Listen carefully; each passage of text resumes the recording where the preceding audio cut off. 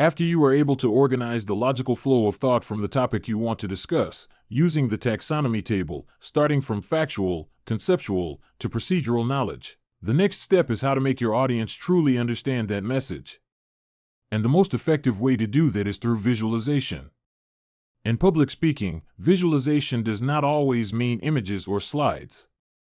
Visualization can also be in the form of words that create images in the minds of the audience. Because the human brain does not think in text, the brain thinks in pictures, shapes, and imagination. When you speak, the audience does not only listen, they see with their minds. They build mental representations of every word you utter. This is where the important role of a speaker comes in, turning logic into visuals.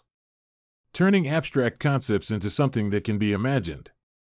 Turning data into living stories. Your words are the brush, and the audience's minds are the canvas. The clearer you paint the message, the more strongly that message sticks in their minds. In Module 2, Visualize in Public Speaking, you will learn how to turn the logical thinking structure of the taxonomy table into visual forms that can be seen by the audience through word choices, analogies, metaphors, and even concrete objects you use on stage. The goal is simple. So that the audience does not only hear what you say, but also see what you mean. Because visualization is the bridge that connects logic with emotion and makes your message more alive, clearer, and easier to remember. Why should you visualize your message? Have you ever noticed that when someone speaks with words that are visually powerful, we don't just hear them, we can see what they're saying? That's the power of visualization in public speaking. According to various studies, 65% of people in the world have a tendency to learn visually. This means that most of your audience don't just listen with their ears, but understand with the eyes of their minds. Furthermore, the human brain processes images 60,000 times faster than text. As soon as a visual appears in the mind, the brain instantly recognizes it, stores it in long-term memory, and links it to emotions. This is the reason why visual storytelling is much easier to remember compared to a mere string of words. Because visualization turns a topic into a form that can be seen, felt, and remembered. Imagine two speakers. The first explains the theory with a long definition. The second uses image visualization. Whose message will stick more in the audience's mind?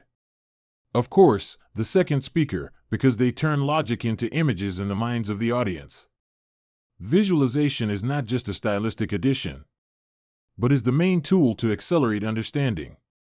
With visualization, you're not just explaining something, you're showing it. In the context of the taxonomy table, visualization helps you turn knowledge into experience. The audience not only knows, but also feels and understands. So, every time you speak in public, remember that your task is not just to make them hear, but to make them see. Visualization in our public speaking does not appear just like that. It has a strong scientific foundation, namely the learning style theory from Neil D. Fleming. According to Fleming, each person has different learning preferences: visual, auditory, reading/writing, and kinesthetic. Of these four styles, visual gets an important share in presentations because it allows the audience to see the meaning of what is being explained. Through the use of visuals, images, diagrams, symbols, colors, we align the way messages are delivered with the way the audience's brain learns. Visualization is not just an aesthetic style. It is an adaptive method so that our message can be digested according to the majority's learning mode. I invite you to dive deeper into this Fleming theory and explore the concept of VARK, visual, auditory, reading/writing, kinesthetic. By understanding this theory, you can choose the most appropriate visualization method for your audience. Because visualization is not only what we present, but how others can best see it. And Fleming gives us a map to adjust our delivery to fit the audience's brain style. If you are a trainer, instructor, teacher, or lecturer, you certainly know that delivering a message in front of a class is not just about speaking, but about how to make others understand what you mean. Every day, you use visual aids. presentation slides, whiteboards, documents, graphs, or even simple pictures. All used for one purpose: so that your audience can clearly see what you are explaining. Why? Because without visualization, a message easily disappears into thin air. However, with visualization, a message can stick in the mind. Visuals are a universal language. When words begin to feel complex, visuals help the audience's brain simplify and map meaning. That's if you use aids to convey your message. It's different from a public speaker. Now let's look at an important difference that is often forgotten. If you are a presenter, you usually speak with the help of visuals. PowerPoint slides, charts, graphs, or documents. These visuals help the audience understand the content of your message. In other words, you are assisted by a screen. However, a public speaker is in a different position. They stand on stage without any visual aids. No slides, no graphics, just themselves and the words coming out of their mouth. This is where the challenge lies. How do you make the audience see something that isn't actually shown on the screen? The answer is by being able to visualize the message with words.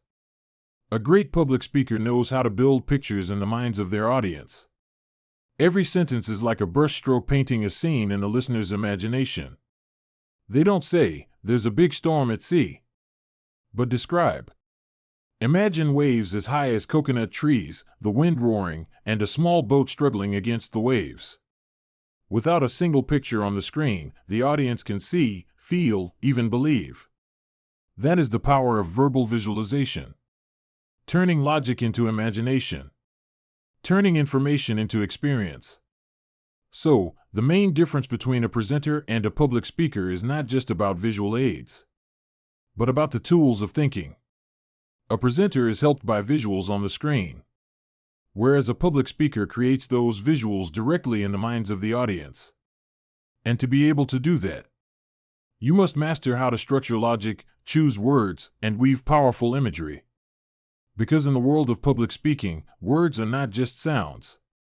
Words are living images. The next question is how to visualize the object from the knowledge dimension that we choose. Now, after you have chosen the topic or object you want to convey, the next step is to give shape to your message. Remember that the human brain does not only understand words, but also sees, smells, feels, and imagines. The more detail you use to describe an object, the more vivid your message will be in the minds of your audience. Every topic or object you choose can be visualized through various aspects. Form. Is the object round, sharp, flat, or winding? Size. Is it as small as a grain of sand or as big as a mountain? Size gives weight to the meaning of your message. Color. Color is the language of emotion. It adds subtleties of feeling to your message. Smell. Even though it is not visible, smell evokes memories and feelings. Other sensory elements. Touch, sound, movement, even temperature can be used to strengthen the imagery of your message. Practice your ability to bring every topic to life through these details. Don't just mention the object, paint it. Make your audience see, hear, and feel it. Because the more senses you awaken through words, the stronger the visualization effect you create. As a public speaker, you are not just speaking.